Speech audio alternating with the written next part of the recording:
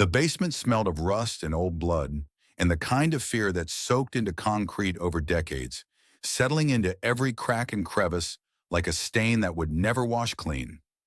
Zuri's wrist burned where the zip ties cut deep into her skin, restricting circulation until her fingers tingled with numbness. Her ankles ached in the metal shackles that bit into flesh with every slight movement. Her head pounded with the relentless rhythm of her heartbeat, loud, desperate, stubbornly alive, despite everything trying to silence it. The man in the Savile Row suit sat across from her like they were sharing afternoon tea at some exclusive club, discussing goo portfolios and summer homes. Perfectly still, perfectly patient, perfectly terrifying in his calm. The serpent and broken crown glinted gold on his lapel, at catching the harsh fluorescent light with every breath he took. "Your father was brilliant," he said, his voice smooth as expensive whiskey poured over ice. "Did you know that? Truly brilliant. Not just with numbers. Anyone can manipulate numbers. But with patterns, systems. He saw connections where others saw chaos." Zuri said nothing. Her throat was dry, parched from hours without water. Her body screamed for relief, for mercy, for anything. But she kept her face blank, her eyes hard as stone. "Never let them see you break." That's what her father taught her when she was young, in Lagos, before the world fell apart. The man smiled, reading her silence like a well-loved book. He hid everything in plain sight: bank accounts spanning 12 countries, trade routes that moved billions, shell companies nested inside shell companies like Russian dolls, partners in governments, corporations, criminal syndicates. All of it documented, encoded, scattered across continents in ways we've spent 3 years and considerable resources trying to decode. He leaned forward slightly, his expensive cologne mixing with the basement's mildew. But he made one critical mistake. Zuri's pulse spiked despite her best efforts to remain calm. He taught his daughter the key. The man pulled out a small digital recorder from his inner jacket pocket. Expensive, professional, the kind used for depositions, confessions, evidence that destroys lives in courtrooms. He placed it on the metal table between them with deliberate care. His finger hovered over the play button. "I'm going to play something for you now, Miss Daniels. And I want you to listen very carefully." He pressed play. Static crackled through the small speaker. Then a voice. Her father's voice. Clear, warm, alive. "Zuri, baby, listen to me. If you're hearing this, then something's happened. If they came for me like I knew they would. If I didn't make it out." A pause. She could hear him breathing. Could imagine him in his office, recording this message in secret, knowing his time was running out. "You need to remember the pattern. The one I taught you when you were 7 years old. The counting game we played on long drives. The rhyme I made you memorize until you could recite it in your sleep. Use the pattern. It unlocks everything, every account, every name, every piece of evidence I've gathered." Zuri's breath stopped in her throat. Her entire body went rigid. This couldn't be real. With this recording, her father's voice filling this cold basement like a ghost refusing to leave, refusing to let her forget. "Don't trust anyone, Zuri. Not the police, not the government, not anyone who promises to help. They're all compromised, all of them. Don't try to be a hero. Don't try to fight them. Just run. Get as far away as you can. And if you can't run, if they corner you, use the pattern, trade it for your life if you have to. Promise me." Another pause. Longer this time. Heavy with everything left unsaid. Then her own voice. Younger. Smaller. Innocent. "I promise, Daddy. I'll remember." The recording ended with a click that sounded like a door closing forever. Silence swallowed the room whole. If you're just joining us and you're confused about how we got here, go back and watch part 1 right now. Seriously, this finale won't hit the same without it. You need to see how Zuri saved his life, how the girlfriend betrayed them both, how their destinies collided in the worst possible way. And if you've been here since the beginning, hit subscribe because you're about to see why this story became unforgettable. Zuri's chest heaved despite her attempts to control her breathing. Tears burned behind her eyes like acid, but she refused, absolutely refused, to let them fall. Not here. Not in front of this monster wearing human skin and expensive tailoring. The man watched her with the satisfied patience of a predator who just cornered wounded prey, who could take his time now, who'd already won and knew it. "You recognize it, don't you?" he said softly, almost gently, like a therapist coaxing out a confession. "The pattern, the rhyme, the counting game." Zuri's mind raced behind the blank mask of her face. She did remember. Of course she remembered. A childhood game her father had invented. Numbers and words woven together into rhythms that stuck in your head. Long drives through Lagos traffic, her father teaching her sequences, making her repeat them until they became second nature, until she could recite them without thinking. She thought it was just play, just a father entertaining his daughter, just silly rhymes to pass the time. But it wasn't. It was a map, a key, a weapon hidden in plain sight, coded into the memory of a child who wouldn't understand its value until years later, until it was almost too late. Her father had known, had planned for this exact moment, and now she was living his worst nightmare. The man stood slowly, straightening his cuffs with practiced precision. "Good we charm," he said, reading her silence and the subtle shifts in her expression like they were written in bold print. "You remembered. I can see it in your eyes. That flash of recognition, that moment of understanding." He walked toward the door with measured steps. "We'll give you some time to think about your options, Miss Daniels, to cooperate willingly and make this easy for everyone. Or we can do this the unpleasant way, the way that involves pain and persuasion and methods I'd rather not employ on someone as intelligent as you." His hand rested on the door handle. "But make no mistake, you will give us that pattern. The only question is how much you'll suffer first." The door closed with a heavy metallic sound that echoed in the small space. The lock clicked, bolts sliding into place. Final, absolute, and Zuri sat alone in the darkness, her father's voice echoing in her skull like a prayer she'd forgotten how to say. Use the pattern, but not the way they expected. Minjay stood at the floor-to-ceiling window of his penthouse, looking out at Seoul's skyline stretching endlessly before him. The city glittered like scattered diamonds across black velvet. Beautiful, cold, indifferent to the violence brewing in its shadows. 40 stories below, the streets pulsed with late-night traffic, neon signs bleeding color into the darkness. People living their ordinary lives completely unaware of the war about to ignite above their heads. June entered quietly, his footsteps deliberate on marble floors that had cost more than most people's homes. "All routes out of the city are being monitored," June reported, his voice military crisp. "Ports, airports, train stations, bus terminals, even the smaller checkpoints on rural roads. If they try to move her anywhere, we'll know within minutes." Minjay didn't turn around. His reflection in the glass looked like a ghost, pale, still, barely there. How many people knew about the biometric access to that room? His voice was soft, dangerously soft, the kind of quiet that preceded violence. 4 total, you, me, head of security, and Seorin. And yet someone opened that door during the attack. Someone overrode the system remotely while the power was out, and our security protocols were supposedly engaged. June's jaw tightened, the scar on his cheek seeming darker in the low light. Your Seorin had access codes. "Seorin is locked in a basement cell under 24-hour surveillance," Min-Jae said quietly, each word precise as a scalpel cut. "She didn't open that door herself. She couldn't have. The timing was too perfect. The execution too clean." Silence stretched between them like a wire about to snap. Min-Jae turned slowly, his eyes like black ice reflecting nothing but cold calculation. "Someone gave her the override code. Someone inside my organization. Someone I trust. Someone who's been in this family for years, fed her information. Timing, guard rotations, security vulnerabilities, biometric workarounds." June's face went stone. "You think there's a mole?" "I don't think," Minjay said, walking to his desk with measured steps. "I know. I've known since the moment that poison needle entered my neck at the gala. The placement was too precise. The execution too professional.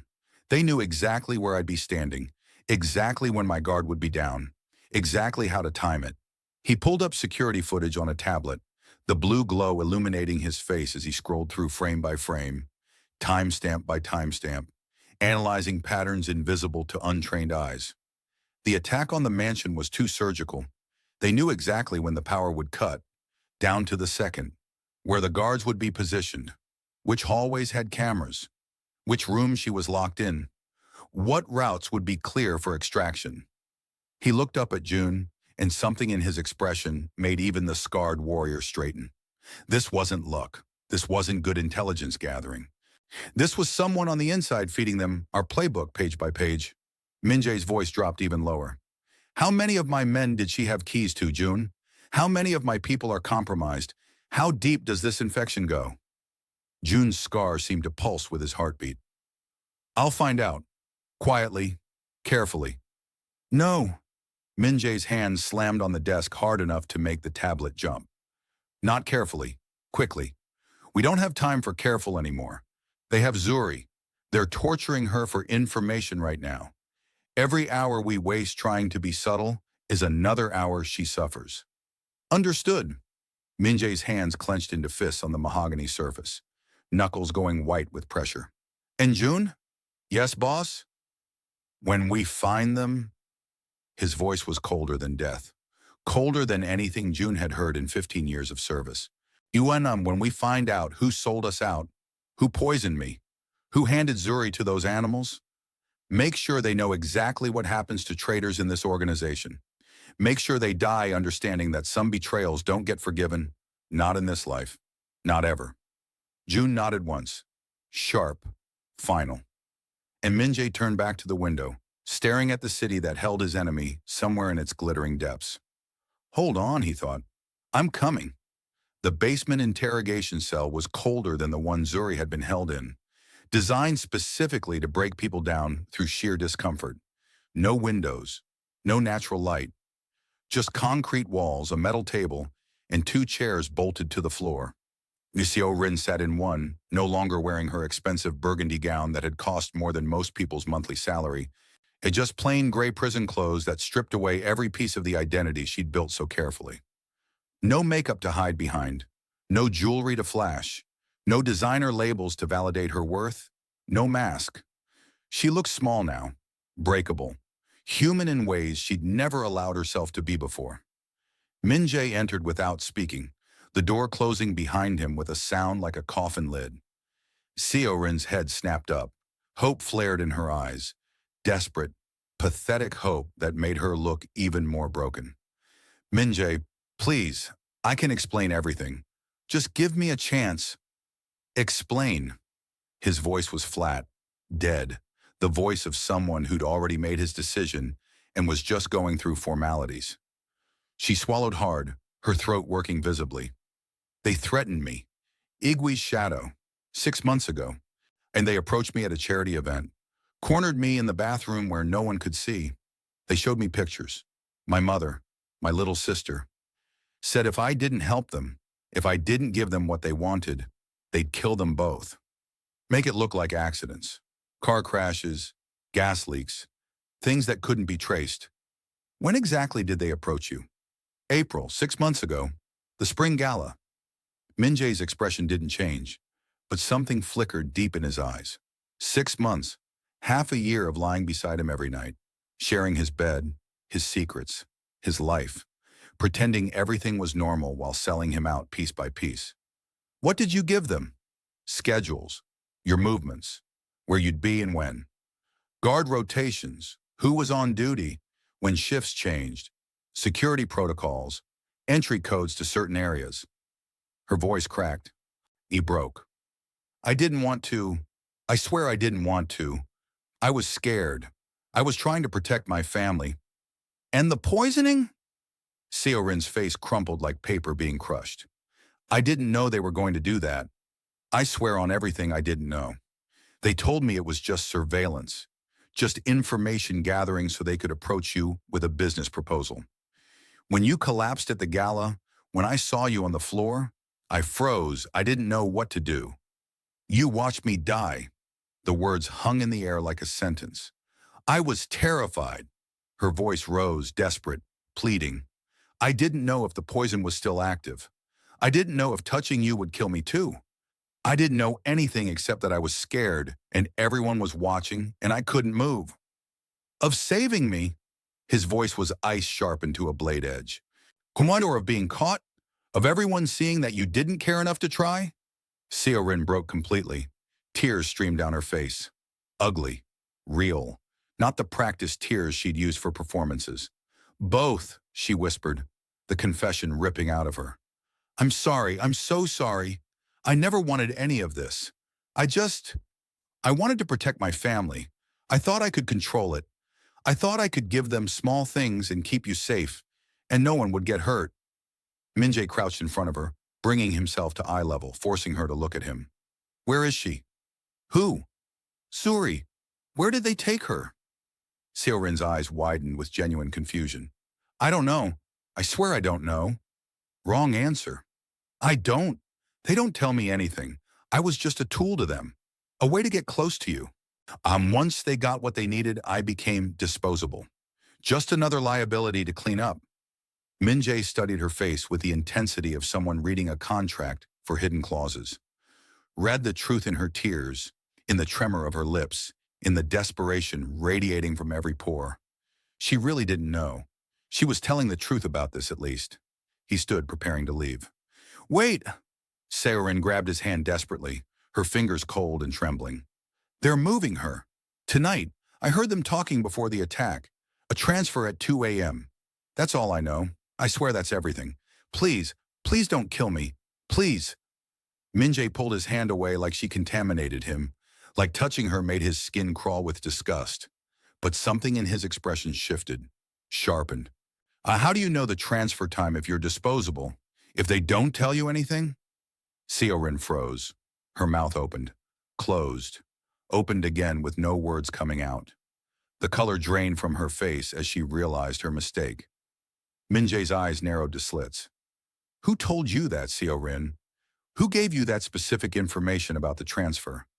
I overheard. Overheard who? Where? When? She looked away, unable to meet his gaze. Answer me. I can't. He'll kill me. I'll kill you if you don't talk. Right now, in this room, and no one will ever find your body. The threat hung in the air like a blade. Seorin's resolve crumbled completely. The elder, she whispered. The one from the gala. He came to see me after the attack. Told me what to say to you. Told me to give you the transfer time. It said if I did exactly what he instructed, my family would be spared. And in that moment, Minjay understood everything. Someone had fed her that information deliberately, recently, after the attack. Someone who wanted him to know about the transfer. Someone setting an obvious trap and expecting him to walk right into it. Someone who'd been playing both sides from the beginning. Hours passed in that basement, or maybe minutes. Time became meaningless in the unchanging fluorescent glare. The door opened again with its familiar metallic groan. The man in the Savile Row suit returned, this time carrying a sleek laptop under one arm, like a businessman heading to a meeting. He set it on the table between them, opening it with practiced efficiency. Let's try this again, Miss Daniels. No more games, no more delays. The pattern? The rhyme your father taught you. I need you to recite it, now. Zuri looked at him with eyes that had gone beyond exhaustion into something else, something clearer. She'd made a decision in the darkness, a dangerous gamble that could either save her or doom her completely.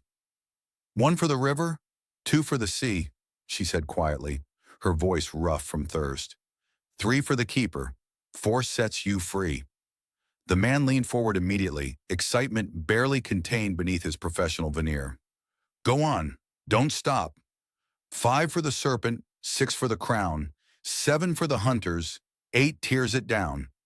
His fingers flew across the keyboard, typing rapidly, recording every word. What does it mean? What do the numbers correspond to? Account numbers, Zuri said, the lie flowing smoothly from her lips like water. Each line corresponds to a different bank. The numbers in the rhyme are routing codes. The words are mnemonic devices for remembering the sequences. It was a beautiful lie, a perfect lie. The rhyme was real. Her father had taught it to her exactly as she'd recited it. But it wasn't about accounts or money or hidden wealth. It was a warning system, a code for danger, a way to signal that she was in trouble, that someone was asking the wrong questions, that death was close. One for the river meant they're watching. Two for the sea meant I'm compromised. Three for the keeper meant I need help.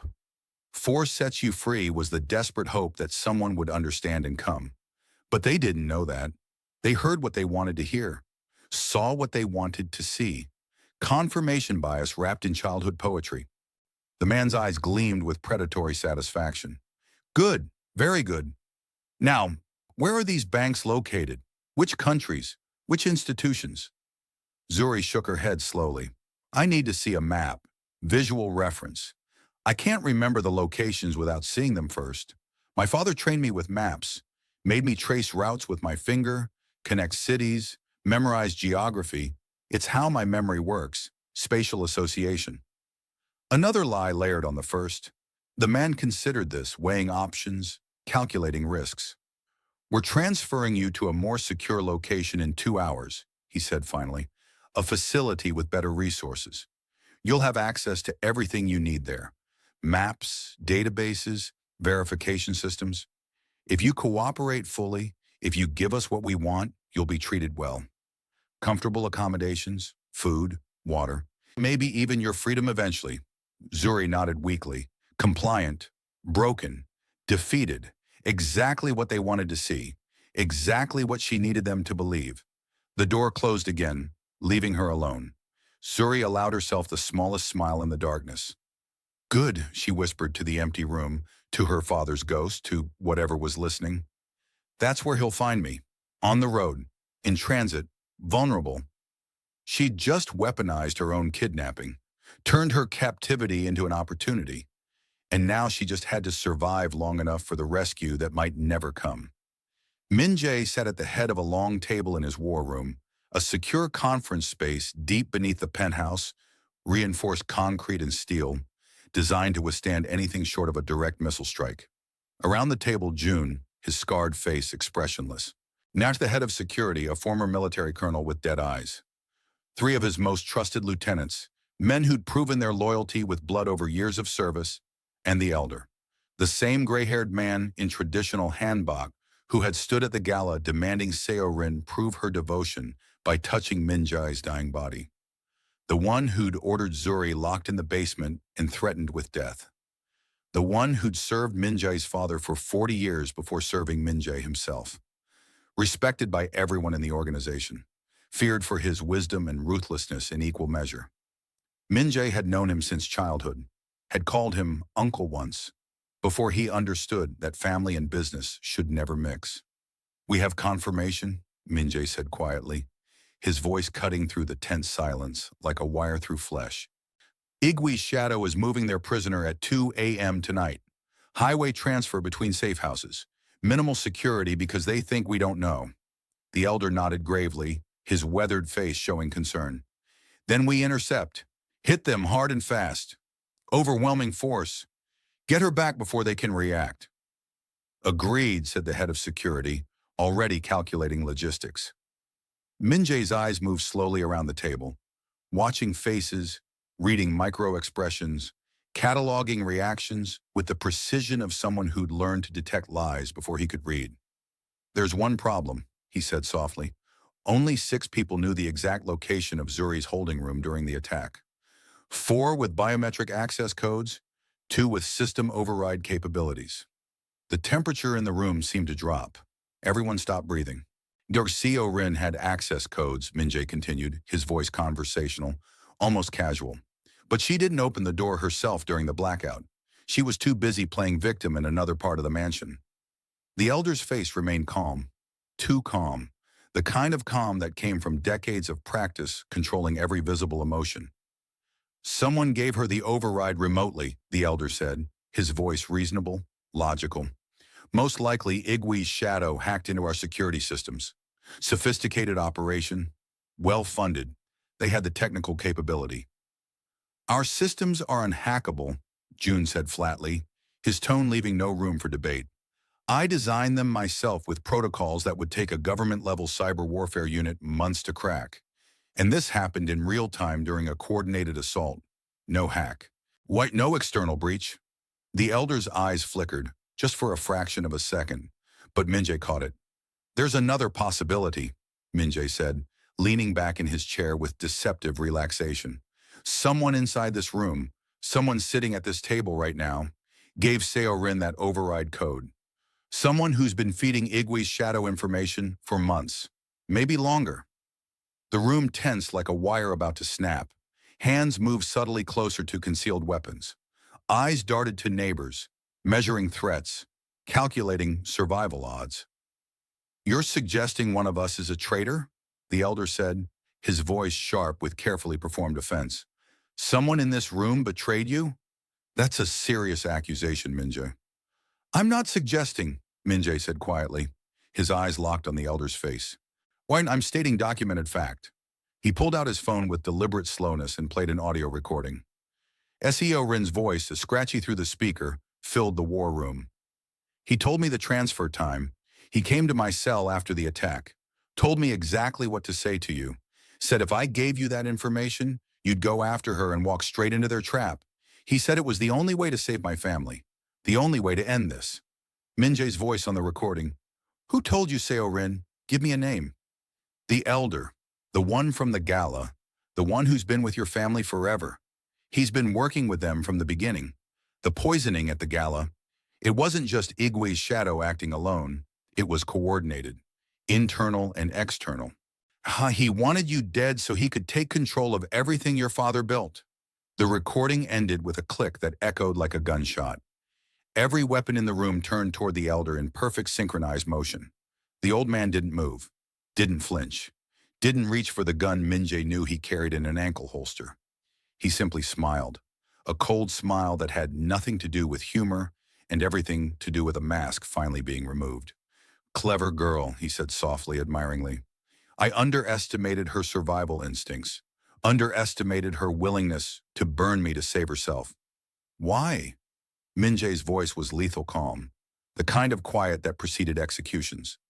"Because you're weak," the elder said, his voice gaining strength, losing its grandfatherly warmth and revealing something harder beneath. "Your father built this empire with blood and fear and absolute ruthlessness. He understood power, respected it, used it without apology or hesitation. But you try to make peace, sign treaties, build alliances. You're turning us into legitimate businessmen, civilizing us." He stood slowly, his age falling away to reveal the predator he'd always been hiding beneath the wise elder performance. "Igwe's shadow offered me what you never could and never would. Real power beyond borders. Global reach that doesn't bow to governments or international laws.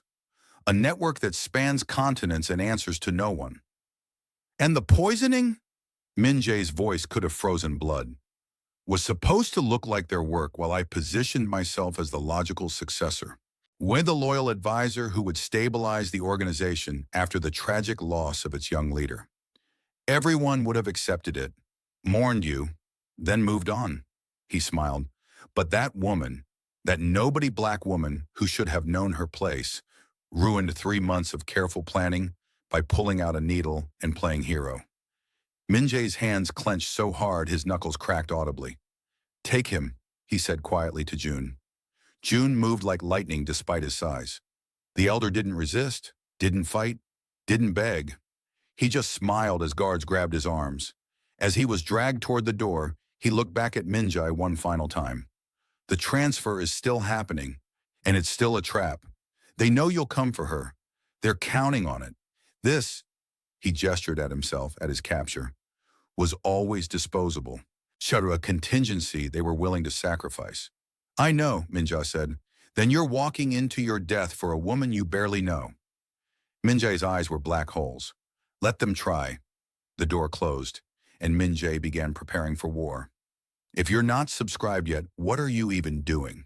This story just flipped everything you thought you knew on its head. The elder was the mole. The poison was internal politics, and Zuri's about to either be rescued or killed on a highway in the middle of the night. Hit that subscribe button right now because what's coming next is going to make you lose your mind. 2:17 a.m. The highway stretched like a black ribbon through mountains outside Seoul, winding through terrain that was beautiful in daylight and treacherous at night.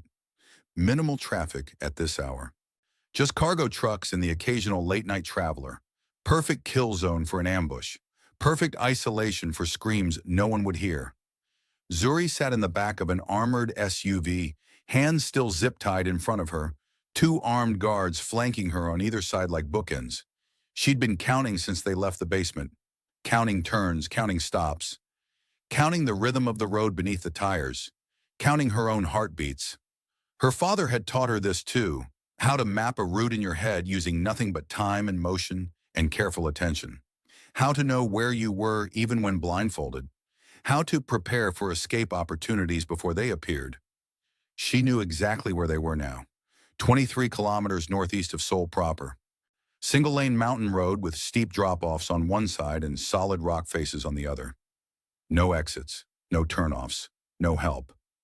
The driver's radio crackled with static. Convoy 2, status? Clear, no tails, no contacts. Zuri's heart pounded against her ribs. Come on, where are you? Please be coming.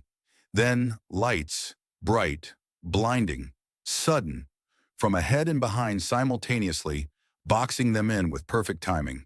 The convoy screeched to a halt, tires screaming on asphalt, the smell of burning rubber flooding the interior. Contact! Contact! Multiple vehicles! Gunfire erupted like fireworks. The SUV's windows were bulletproof, but the sound was deafening. Sharp cracks and deeper booms mixing with shouted orders and screams. One guard grabbed Zuri roughly by the shoulder, forcing her down. Stay down! Don't move! She obeyed, making herself small, waiting for her moment. Outside, it was absolute chaos. Min-Jae's men hit the convoy like a surgical strike. Precise, overwhelming, coordinated with military efficiency. 3 vehicles blocking the road ahead, 2 behind. Nowhere to run. But Igwe's shadow had anticipated exactly this scenario. A secondary team emerged from the tree line, like ghosts materializing from darkness. Ambush positions they'd prepared hours in advance. High ground, cover, overlapping fields of fire. The firefight intensified into something brutal. Inside the SUV, Zuri's mind worked frantically through her limited options. She was still zip-tied, still effectively helpless, still a prisoner regardless of who won this fight. If she stayed in this vehicle, she'd either be killed in crossfire when a stray round punched through a window, or retaken by whoever survived the battle. She needed to create her own opening. The guard beside her was focused entirely on the fight outside, weapon raised, finger on trigger, waiting for targets.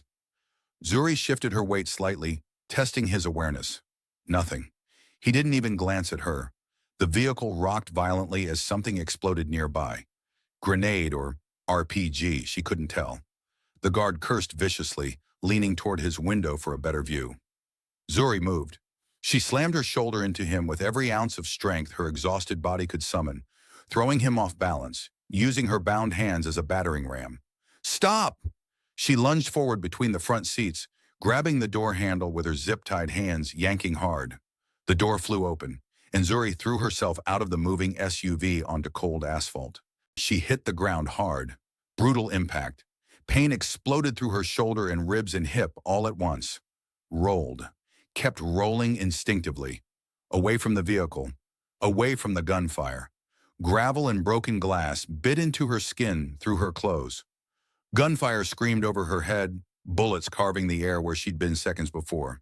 She came to a stop on the road's shoulder, breathing hard, vision swimming with pain and adrenaline, and looked up, directly into the headlights of an approaching vehicle cutting through the chaos. Minjay's car. Through the windshield across maybe 20 meters of war zone, their eyes met. 1 second of pure recognition. 1 second where the entire world contracted to just that moment. This time, he didn't hesitate even for a heartbeat. The car screeched to a violent halt, tires smoking. Minjay was out before it fully stopped, moving like death itself, weapon in hand, his men forming a protective perimeter around him with practiced precision. He dropped to his knees beside her on the cold asphalt. Can you move? Hands, she gasped through gritted teeth. Cut the ties. He pulled a combat knife from his belt, sliced through the industrial zip ties in one clean, efficient motion. Blood rushed back into her wrists like fire. She gasped in pain, fingers tingling violently. "Can you stand?" "Yes." He pulled her to her feet with surprising gentleness, given the violence erupting around them. Behind them, the firefight was reaching its climax. Igwe's shadow forces were retreating into the mountains, taking their dead and wounded, melting back into darkness like smoke. But something felt wrong, deeply wrong, too easy. Zuri's survival instincts, the ones that had kept her alive for 3 years of running, screamed warnings her exhausted brain struggled to process. "It's a distraction," she said suddenly, grabbing Min-Jae's arm. "This whole thing, they wanted you out here, away from Seoul, away from—" An explosion lit up the distant sky. Not here on the mountain highway, in the city, direction of Minjay's headquarters. Orange flame blooming against dark sky like a malevolent flower. His face went absolutely cold. "Get her to the safe house," he snapped at June. "Now, maximum security." "You're not going back there alone," June said, his scarred face showing rare emotion. "That's an order." "Boss, now!" June hesitated for exactly 1 second, then nodded sharply. Minjay looked at Zuri one final time, and something passed between them in that look. Something unspoken, something that might have been gratitude or regret or both. "Stay alive," he said, and he was gone, sprinting back to his car, disappearing into the night toward his burning empire. Dawn was breaking over Seoul by the time Min-Jae reached his penthouse, or what remained of it. The top 3 floors were burning, not destroyed, not collapsed, just burning with controlled precision, a message written in flame and smoke. "We can reach you anywhere." He stood in the street 40 stories below, watching everything he'd built literally going up in smoke, and felt nothing but cold calculation. His phone buzzed. Unknown number. He answered without hesitation. "Kang Min-Jae."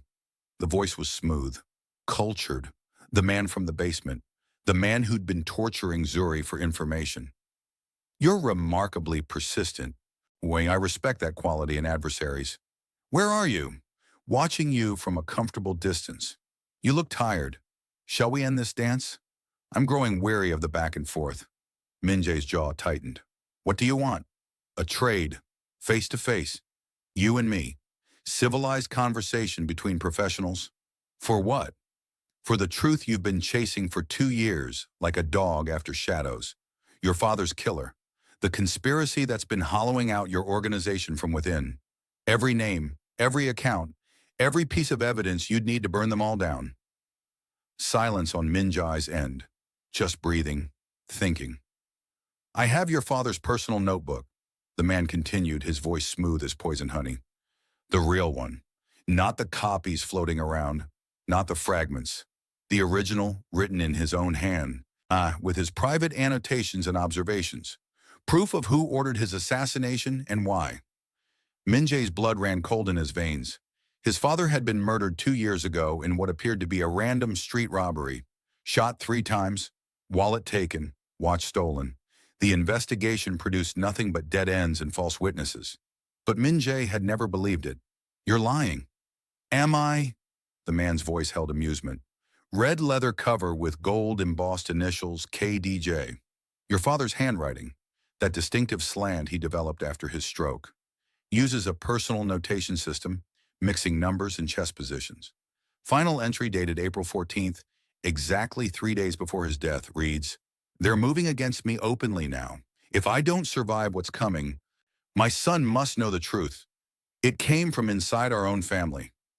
Minjay's breath stopped entirely. Only 4 people in the entire world knew about that notebook. Him, his father's personal secretary who died of cancer 6 months later, and whoever killed him and took it. "Where?" Min-Jae said quietly. "Namsan Tower. Observation deck. 1 hour. You come alone, I come alone. Just 2 professionals concluding business. You receive the notebook with all its secrets. I receive something I want in return." "What?" "The girl, Zuri Daniels, she possesses information critical to my organization's operations. You give her to me voluntarily, and you receive your father's truth. Fair trade. The line went dead before Minjay could respond. He stood in the street as dawn painted Seoul in shades of pink and gold, watching his penthouse burn, holding a phone that had just offered him the one thing he'd wanted above all else for 2 years. The truth about his father's murder, the names of the people responsible, evidence that would let him burn down everyone who'd betrayed his family. All he had to do was trade the woman who'd saved his life. The stranger who'd done what his girlfriend of 3 years couldn't. The refugee with nothing who'd risked everything for a man she didn't know. His hands trembled. For the first time in 2 years, Kang Min-Jae didn't know what to do. Jun's safe house was a fortified luxury apartment in the heart of Gangnam, designed to look ordinary from outside while being a fortress within. Zuri sat on an expensive leather couch, her wrists professionally bandaged, her ribs taped where they'd cracked in the fall from the SUV, exhaustion weighing on her like she was drowning in deep water. Jun stood by the window, weapon within easy reach, scanning the street below for threats that might never come. "He's going to trade you," Jun said quietly without turning around. Zuri looked up slowly. "What?" "Min-Jae. He's meeting the leader of Igwe's shadow in—" He checked his watch. 37 minutes. They're offering him information about his father's murder. The people responsible, names, evidence, everything he's wanted for 2 years. He finally turned to look at her. "In exchange for you." Zuri's chest tightened until breathing hurt. "And you think he'll do it?" Jun was silent for a long moment, his scarred face unreadable. "I think," he said carefully, "he's trying to decide whether revenge for his father is worth sacrificing the woman who saved his life. Whether justice for the past matters more than honor in the present." Zuri stood slowly, ignoring the sharp pain in her ribs. "Take me there." "What?" "To Namsan Tower, right now. Take me there. He gave explicit orders to keep you here under maximum security, and I'm telling you to take me there immediately. This is my choice to make. Not his, not yours, mine." Jun studied her face with the intensity of someone who'd spent 15 years reading people for signs of weakness or deception. He saw only steel beneath the exhaustion. "You understand what you're walking into?" "Perfectly." He nodded once. "Then let's go." Namsan Tower observation deck, dawn fully broken. Seoul spread below like a glittering model city. The man in the Savile Row suit stood at the safety railing, looking out at the view like a tourist appreciating architecture. Minjay approached from the elevator, alone as instructed. "You came," the man said without turning. "Where's the notebook?"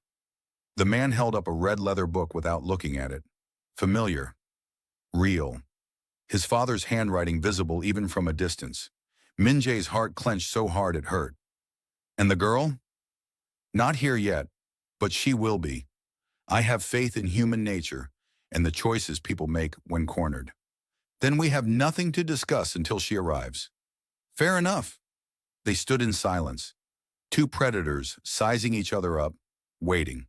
The elevator dinged. Both men turned. Zuri stepped out, Jun behind her like a shadow. "I'm here," she said quietly, her voice carrying across the empty deck. The man's smile widened with genuine pleasure. "Excellent. Precisely on time. I appreciate punctuality in all things." He turned to Minjay. "The trade, then, as agreed." "No," Zuri said, walking forward with steps that looked steadier than they were. "Not as agreed. I'm here by choice. Not as a prisoner. Not as property being traded. This is my decision." She stopped 5 feet from the man. "You want the pattern? The code my father supposedly left me? Fine. I'll give it to you. But first," she pointed at the notebook in his hand, "give him his father's truth." The man considered this, calculating angles, weighing risks, then handed the notebook to Minjay. Minjay took it with trembling hands, opened it to a random page, saw his father's familiar handwriting flowing across paper, and felt something break inside his chest. Real. Undeniable. The last words of a dead man. His hands shook as he turned pages. "Now," the man said to Zuri, his voice sharp with anticipation. "The pattern. Tell me where the accounts are hidden. Which banks, which countries, the routing numbers, everything." Zuri smiled. It was the coldest smile Minjay had ever seen on another human being. There are no accounts. The man's expression froze mid-satisfaction. The rhyme wasn't a code for wealth, Zuri continued, her voice gaining strength. It was a warning system, a way for my father to teach me how to recognize danger, how to signal when I was compromised. When someone came asking the wrong questions with the wrong intentions, she stepped even closer, fearless now. He never wrote anything down because he knew people like you, knew you'd torture anyone for information. So he memorized it all, kept it in his head where you could never reach it. And when you killed him, everything he knew died with him. The man's face twisted with pure rage. He reached for a concealed weapon. Zuri was faster. She grabbed the notebook from Min-Jae's hands and held it over the observation deck railing. 300 meters of empty air between it and the ground far below. You move, I drop it, she said quietly. Every secret, every name, every piece of evidence about who killed his father, gone forever. The man froze completely. Min-Jae's gun was now aimed at his head. You'd destroy the only proof of who murdered your father? The man said to Min-Jae, desperation creeping into his cultured voice. The only answers you'll ever get. I would, Min-Jae said quietly. Why? Because she's right. This ends. Now. Today. No more chasing ghosts. No more revenge spirals that never end. Zuri looked at the notebook in her hands. Her father's killer was probably somewhere in these pages. Min-Jae's answers were definitely here. Names, evidence, justice, everything they'd both been searching for. She met Min-Jae's eyes across the deck and let go. The red leather notebook tumbled through 300 meters of Seoul morning air, spinning, falling, disappearing, gone. The man lunged forward with a scream of rage. Jun's shot echoed across the observation deck like thunder. Igwe's Shadow's leader fell, dead before he hit the ground. Silence descended like snow. Zuri and Minjay stood at the railing, watching the sun rise over Seoul. Everything they'd wanted scattered on pavement far below. Why? Min-Jae asked quietly. Because if you'd read that notebook, if you'd learned every name of everyone who betrayed your father, you would have spent the rest of your life hunting them down one by one. You would have become exactly what you're trying not to be. Exactly what that elder wanted you to be. She looked at him. I saved you from poison at the gala. I just saved you from something worse, from becoming a monster wearing your father's face. Minjay stared at her like he was seeing her clearly for the first time. You gave up finding your father's killer. I gave up letting his killer define the rest of my life. There's a difference. The wind whipped across the observation deck, cold and clean, and carrying the smell of a city waking up to a new day. And for the first time in 2 years, Min-Jae felt something other than rage. He felt free. 3 days later, a law office in downtown Seoul. Expensive, corporate, the kind of place where fortunes were made and destroyed with signatures on paper. Seoul sat in a leather chair across from her parents, her hands folded in her lap like a child being scolded. Her mother wouldn't look at her. Her father's face could have been carved from granite. Minjay had kept his word about not killing her. He'd done something infinitely worse. He'd sent her family complete documentation of everything. Every betrayal, every piece of information she'd sold, every lie she'd told. Time-stamped communications, video evidence, financial records showing payments from Igwe's shadow shell companies. Proof that their daughter had conspired with international criminals, endangered powerful allies, and brought catastrophic shame to a family name that had been respected for 4 generations. Her father slid a thick legal document across the polished mahogany table. You'll sign this immediately. Seorin's hands trembled as she picked it up, scanning the dense legal language. Complete disinheritance, renunciation of all family support, financial and social. Permanent exile from family functions, properties, and business interests. Appa, please. You are not my daughter. His voice was ice. My daughter died the moment she chose betrayal over honor. You are simply a stranger who happens to share some DNA. The words hit like physical blows. Her mother finally spoke, her voice barely a whisper. You had everything. Everything we worked for. Everything we built. And you threw it away for what? Fear? Cowardice? Greed? I was trying to protect you. By endangering us? Her father's voice rose for the first time. By associating us with criminals who murder people? By making our family name synonymous with treachery? Seo-rin felt tears streaming down her face. She'd wanted status, wanted power, wanted to be someone important in Min-Jae's world. And Min-Jae had taken the only thing that truly mattered to her, not her life, her identity, her place in the world, her name. With shaking hands, she signed the document. Her father took it without looking at her, placed it in his briefcase, and stood. You have 48 hours to remove yourself from the family apartment. After that, the locks will be changed and your belongings discarded.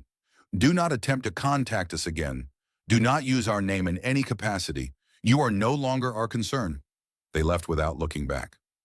Seo-rin sat alone in that expensive office, listening to their footsteps fade down the hallway. She'd lost everything, and no one had to kill her to do it. 2 weeks later, Incheon International Airport, departure terminal. Zuri stood in the massive glass-walled space, a single backpack over her shoulder containing everything she owned in the world. She'd healed in Jun's safe house. Ribs mended, wrists scarred but functional. Nightmares slowly fading. And now she was leaving, going somewhere. Anywhere. Nowhere specific.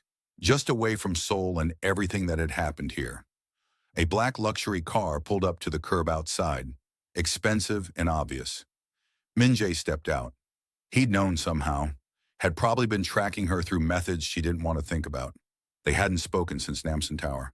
You're leaving, he said. Statement, not question. Oh, yes. Where? Does it matter? He studied her face with those dark, calculating eyes that had terrified her the first time she'd seen them. I could ask you to stay, he said quietly. Would you? Silence stretched between them like a bridge neither wanted to cross first. No, he said finally, honestly. You deserve better than this world. Better than what I am. Better than what I'll always be. Zuri reached into her jacket pocket, pulled out the poison needle. The one she'd extracted from his neck at the gala a lifetime ago. The serpent and crown symbol still visible on its base, glinting in the terminal lights. I'm keeping this, she said quietly, holding it up between them. As proof of what happened, as insurance for the future. Min-Jae's eyes narrowed slightly. Insurance against what? Against you forgetting who you are. What you could become if you're not careful. She stepped closer, her voice dropping to something intimate despite the crowds flowing around them. If I ever hear your name connected to the things your father did, the violence, the corruption, the casual cruelty that Elder wanted you to embrace, I'll come forward. I'll show this needle to the world. I'll tell them the story of how the great Kang Min-Jae collapsed from poison at his own gala and was saved not by his powerful girlfriend, not by his loyal men, not by anyone who mattered in his world. Her eyes held his without flinching, but by a nobody, a black refugee waitress everyone ignored, a woman whose name they didn't even know. She leaned in until her lips were near his ear. I'll remind them that you're human, fallible, mortal, and that you needed help from the person society told you didn't matter. She pulled back, meeting his eyes again. I'm not your enemy, Minjay, but I'm not your possession, your debt, or your responsibility either. I'm insurance, a check against power without conscience, a reminder that everyone needs someone sometimes. Minjay's jaw tightened, muscles working beneath skin. Then, slowly, deliberately, he nodded. Understood. Zuri turned toward the security checkpoint, shouldering her backpack. Zuri! She stopped, didn't turn around. Thank you, Minjay said quietly, the words sounding foreign in his mouth, like a language he'd forgotten how to speak. For saving me at the gala, for saving me again at Namsan Tower, for everything. Zuri looked back over her shoulder, and for the first time since they'd met, she smiled. Really smiled. Not with fear or calculation or survival instinct, with something genuine. You're welcome, Minjay. Try to deserve it. She walked into the airport, through security, into the anonymous crowd of travelers going everywhere and nowhere.